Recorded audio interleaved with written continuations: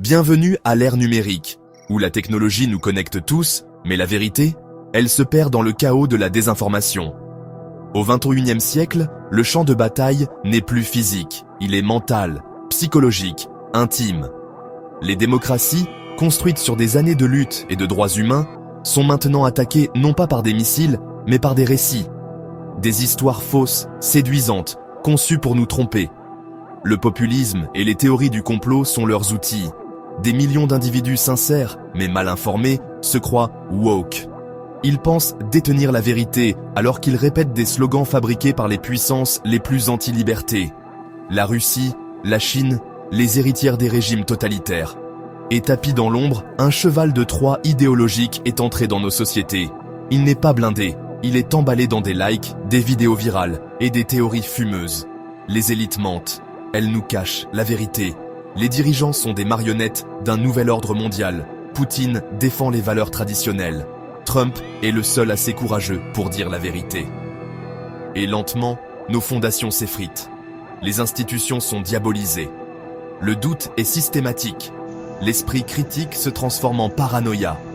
Et la démocratie, cette flamme fragile mais précieuse, présentée comme un mensonge. Dans ce théâtre d'ombre, qui tire les ficelles?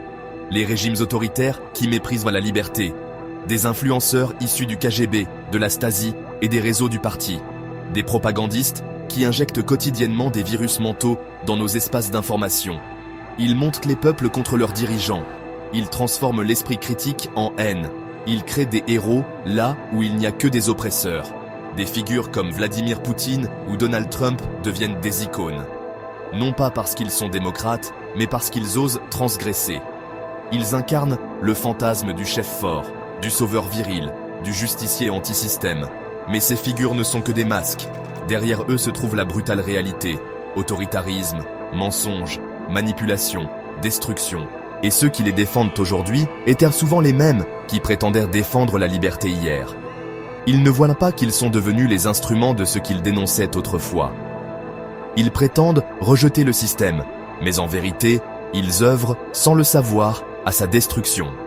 Ils sont les messagers d'un monde où la vérité n'existe pas, où les faits sont relatifs et où la justice est inversée. Ceux qui haïssent des dirigeants démocratiques comme Macron, Trudeau ou Scholz ne réalisent pas qu'ils haïssent les plus solides remparts contre le retour des ténèbres. Car malgré leurs défauts, ces dirigeants s'opposent à la montée de l'obscurantisme. Ils défendent l'état de droit. Ils protègent une presse libre. Ils croient au débat, au compromis et à la vérité. Et pour les tyrans, c'est intolérable. Les théories du complot sont un vieux truc, déguisé en révélation. Elles commencent par une question.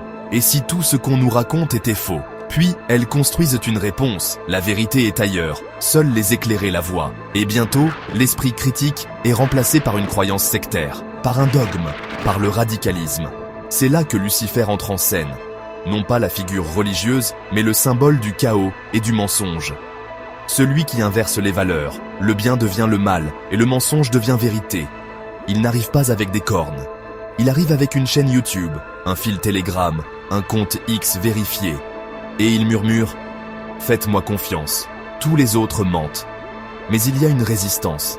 Elle n'est pas bruyante, elle est lucide. Elle doute sans désespérer.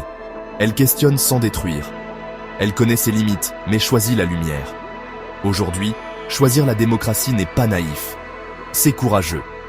C'est rejeter la facilité du « tous pourris », du « je ne crois en rien », du « vive la dictature ». C'est comprendre que la liberté est fragile. Et si nous la perdons, ce ne sera pas à cause des bombes, mais à cause des récits. Nous vivons à l'ère du cheval de Troie numérique. Ceux qui le laissent entrer dans leur esprit pensent être éveillés, mais ils dorment profondément. Et Lucifer rit doucement. Résister aux mensonges, soutenir la démocratie, contre la manipulation, pour la lumière.